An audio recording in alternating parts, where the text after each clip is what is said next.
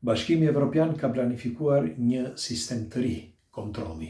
Mirë po kësaj radhe do t'jetë i rrept, quhet chat control.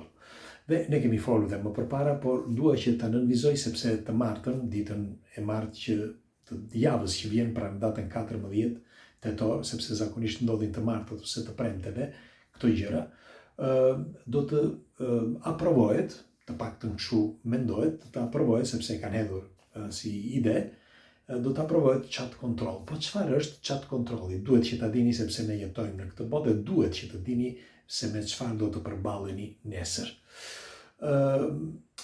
Për ata që nuk e din, chat controlli ose jo vetëm chat controlli, po edhe të tjera që do themi më vonë, janë planifikuar që me kohë, sepse gjenden pikërisht në sistemin e atyre përmbledhjeve të agjendës 2030. Madje edhe pas agjendës 2030 do të ketë të tjera akoma më të mëdha. Por çfarë është chat controlli? Chat controlli është menduar për njerëzit flitet në këtë forum, por është menduar me kohë, është menduar për ata që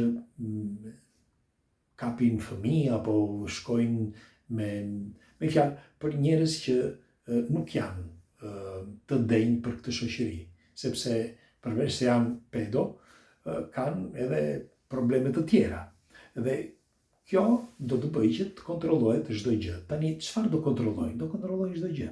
Pra do kontrollojnë çdo lëvizje që bëhet nëpër rrjetet sociale dhe nëpër emailë. Mirë po, këtu nuk po bëhet fjalë vetëm në emailet që ti dërgon nga shtëpia, për shembull një email apo një mesazh, por në totalitet. Pra ti çdo gjë bën nëpërmjet telefonit, por ti nuk e ke kuptuar. Për shembull, shumë njerëz nuk e kuptojnë. Pse po e them këtë?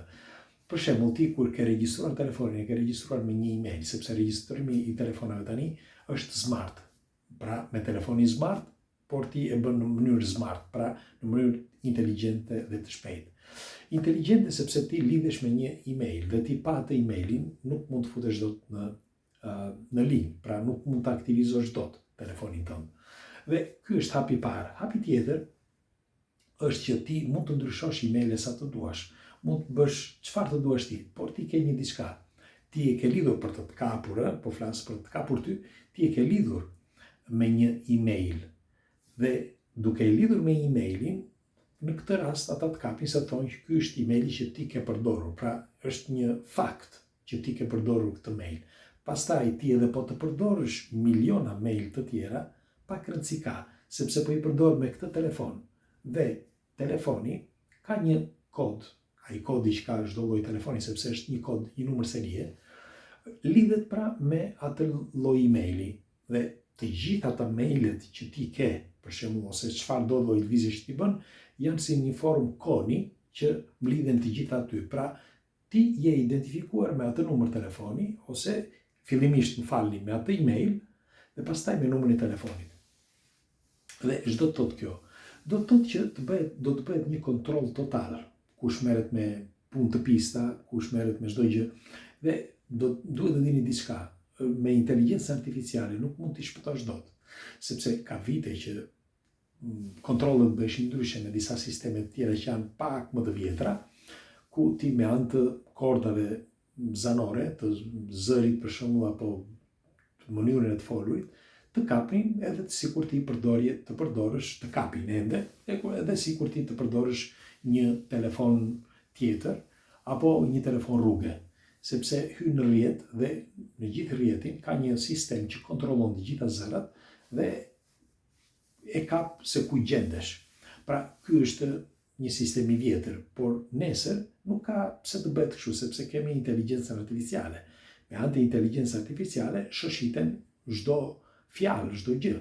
Për shembull, do t'ju them, a i shikoni këto videot këtu në YouTube, se si e ka bërë kaq madhështore Google, ti kur flet, Google i përkthen fjalët e tua, i bën në shqip, në anglisht, apo si duash ti.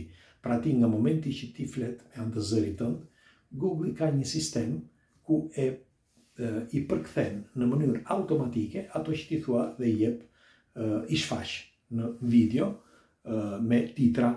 Dhe pse po e them këtë? Sepse e njëjta gjë pra do të ndodhi me këto me kontrollin, me chat kontrollin. Sepse chat kontrolli ti çdo gjë që do bësh në telefonin tënd, sepse ai është device-i yt, do seleksionohet nga inteligjenca artificiale. Dhe seleksionimi bëhet në disa etapa. Etapa e parë që seleksionon të gjithë tekstin, me fjalë e përkthen, nëse ti ke me zë, nëse ke me shkrim, i përkthen të gjitha këto, dhe e shoshit derisa të gjej kontekstin në atë që ti ke thënë. Pra një përmbledhje të asaj që ti ke bërë apo ke thënë. Dhe duke e seleksionuar këtë, mund të klasifikoj, sepse do bëhet me klasifikime, mund të klasifikoj si gjë të rrezikshme ose jo, ose normale. Pra, kjo bëhet, si që thash, për të kontrolluar në qoftë se ti thua apo shkruan diçka. Ndërkohë, do të kontrollohet edhe sistemi i të gjitha materialeve që ti sheh, pra video, foto që shkarkon apo që ngarkon në internet. Dhe kjo do klasifikoj se cilin në zhanrin e tij, pra në sistemin e të gjithë njerëzimit, ku do t'jenë me klasifikime të ndryshme. Pra do t'i vënë, si për shembull, edhe pse nuk do t'jetë burg i përhershëm, si më thuhet, ose aktual, por do t'jetë virtual, si një burg virtual, që do t'jenë grupe. Në fjalë, ata e dinë se sa do t'a ndajnë, do t'a ndajnë në 5, në 10 apo 20 grupe. Pra, grupi parë është ata njerëzit normal, grupi tjetër ata që vdesin për të ngrënë. Grupi tjetër janë ata që merren me pjesëllëqe, grupi tjetër janë ata që merren me politikë e kështu me radhë. Pra, do t'i ndaj vetë sistemi inteligjencë artificiale me grupe. Dhe mendohet që të gjithë këtë sistem, do t'a vendosin do t'a ketë në kontroll një zyrë, një kompani, e cila do të bëj kontrollin dhe do t'jetë e aftë që t'jetë gjithmonë në lidhje me autoritetet. Dhe si mund të quhet, do të ketë ekskluzivitetin, më falni. U lodhëm. Dhe ekskluziviteti do t'a detyroj që të thotë të vërtetën për këto, sepse nuk mund të mbajë të fshekta. Mund të mbajë të fshekta vetëm për veten e tij, por të gjithë sistemi nuk e mban dot. Me po thoshja që është mirë që ta dini, sepse chat control është, e thotë vetë, chat controlli fillon me mbrojtjen e fëmijëve, por do të kaloj edhe në ekstrem. Siç e kemi thënë për herë, ne nuk e di tani, doja të pyesja juve, ju çfarë mendimi keni, nëse është e drejtë ose jo që njeriu të kontrollohet 24 orë. Dhe e kemi thënë këtë nëpër emisionin Enigma, nëse mbani mend Smart TV, televizori që ju përgjon, por që në 2014, apo 2014 ishte. Dhe po thoshe që erdhi me ja, jemi në vitin 2025, kështu që 10-11 vite kanë kaluar, pak është. Dhe po thosha, duhet të njohim të paktën nëse kemi të drejtë ose jo për të jetuar në këtë planet, sepse nëse ti nuk ke drejtë në fjalës, do të thotë që jo.